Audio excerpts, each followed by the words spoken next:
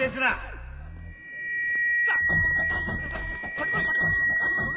నా సంగతి తెలుసుగా మీకు. ప్రిన్సిపల్ పురుషోత్తం. స్టూడెంట్స్ సార్ ఏమంటున్నారంటే వెల్కమ్ టు ద కాలేజ్.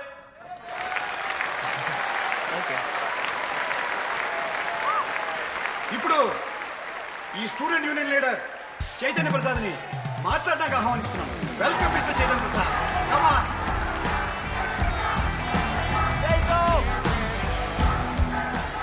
ఏంది బ్రో అంత ఆగమవుతున్నారు? అంత ఫాలోయింగ్ ఉంటుందా?